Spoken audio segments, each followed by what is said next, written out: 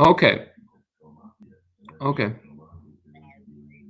Okay. Excellent.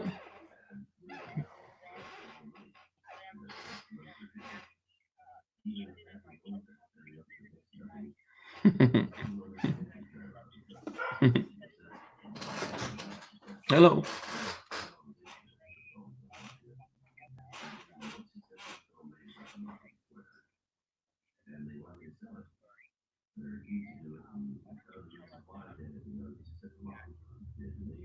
Okay.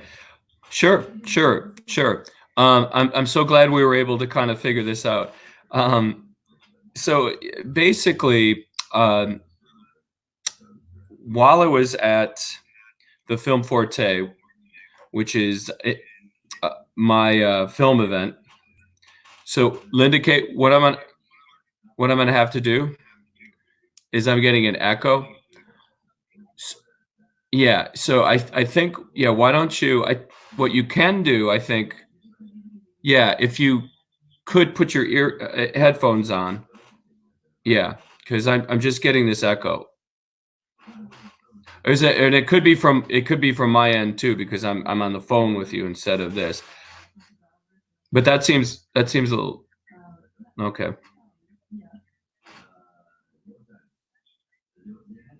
We're trying to figure this out.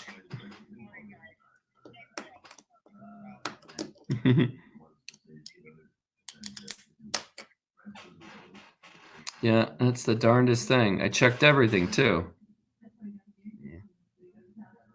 So, is that better? Can you hear me? Perfect. I don't have the echo. This is great. So, great question, Linda K. First of all, I'm glad to be on your podcast. Very excited to be here, and I'm so glad we were able to kind of figure this out. Um, I'm at an age where I don't even know how to turn my computer on.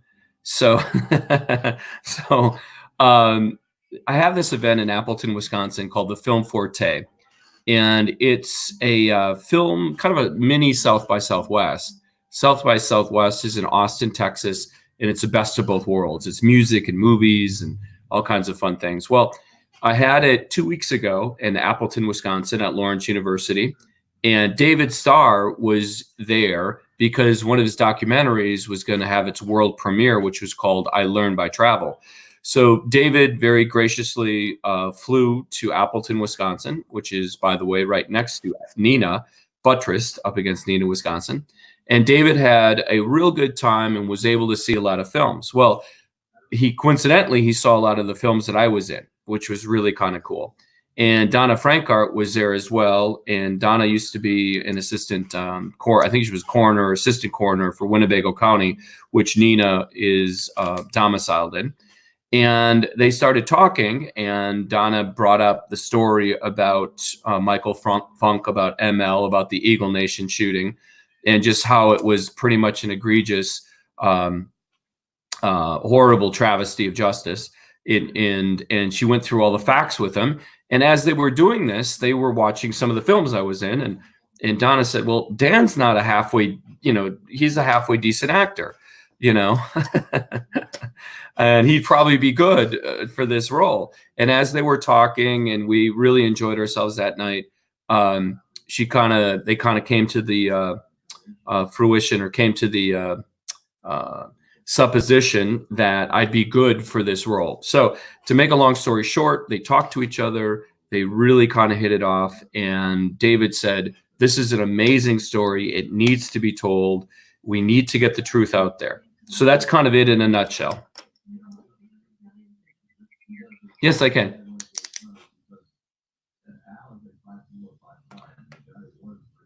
Okay, Linda, I just lost you as well. Yeah, do you still have the phone? Because remember, I'm on the phone. There we go. Yeah, you're gonna have to. Good. We're working this out. No, I can hear you. No.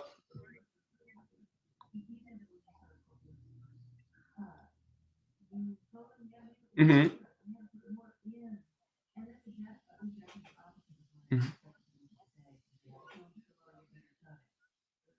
Yeah. Hmm.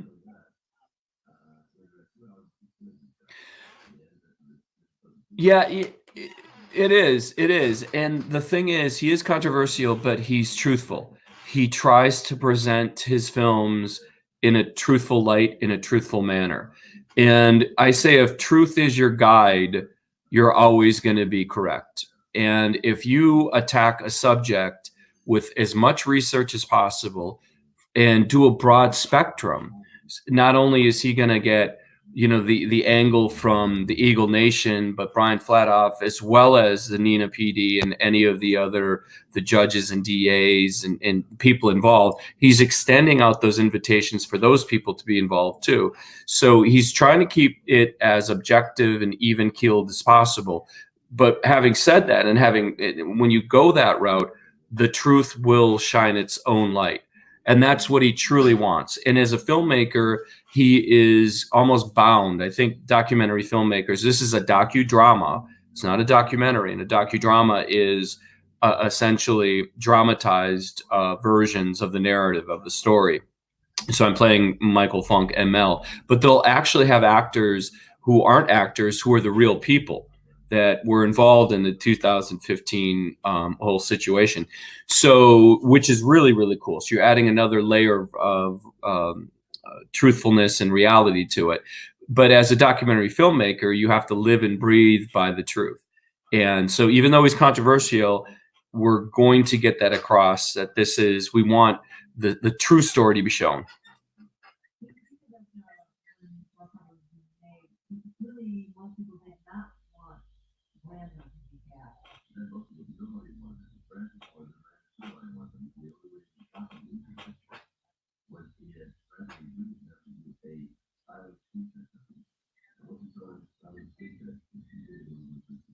Are you talking about how I construct the character and how yeah. So what I'm doing is I've read a lot about Michael Funk, about ML. I'm going to be talking to some of his extended family and friends to get the real Michael. What I'd like to do as an actor, you have to come from the heart of the truth when you're portraying a character.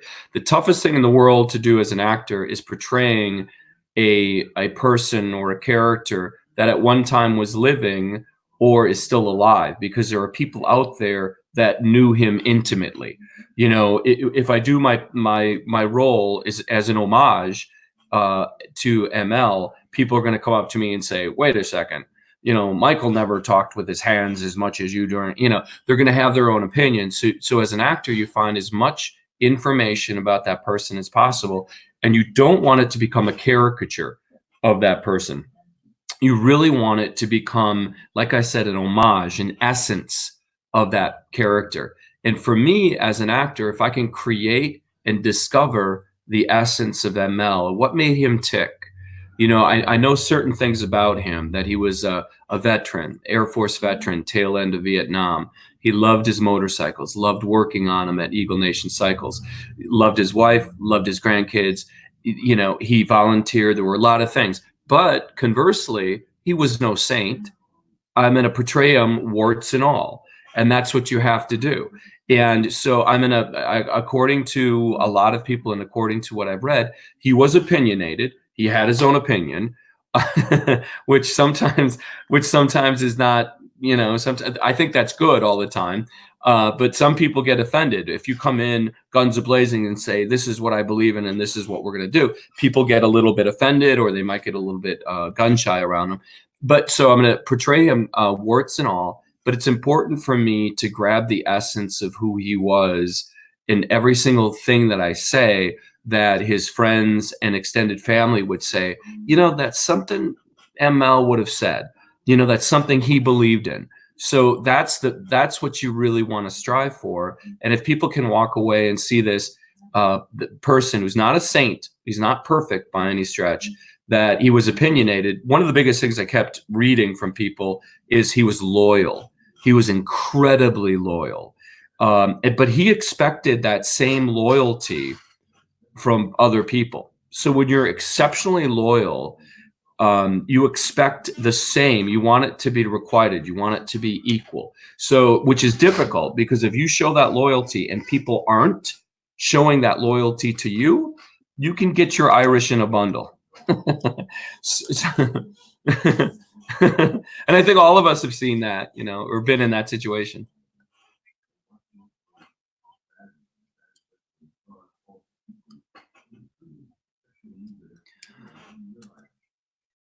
It's one of those things where you get as much information as possible, and then you get a pen and pad, a paper, and you meet his friends, and you say, "Tell me about ML. Tell me some of the fun things you did." You can tell a lot about a person when you go up to their friends and say, "Tell me about some of the fun things you used to do. Did you have a couple of beers? Did you like to go bowling? Where did you used to ride in Wisconsin?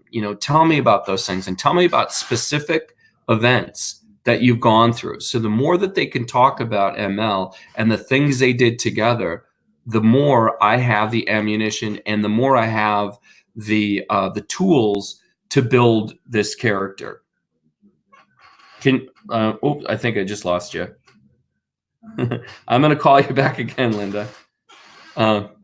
So I just lost you on the phone. Okay. So I just got your voicemail, and I'm gonna call you again. Oops, there we go. So I'm calling you, Linda. We're trying to work this out. So I'm calling you right now. Oh, it keeps going into voicemail. I'm gonna call you one more time if that's okay. And now it's ringing. Yay!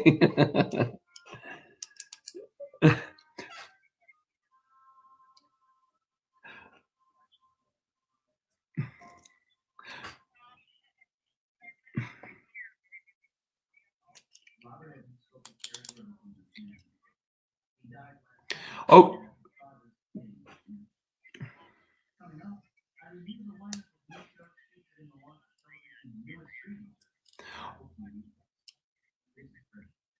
Oh, I tell you what, Linda K, why don't we reschedule sometime either this weekend or early next week? How does that sound?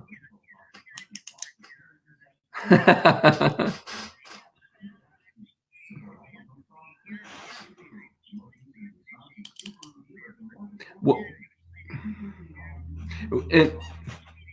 it will be my pleasure, and we'll set this up again, and we'll figure this out. Once you hit about 50, I have my little nieces and nephews. They can turn computers on and juggle them and do all kinds of stuff. For me, I can't even spell computer. So okay,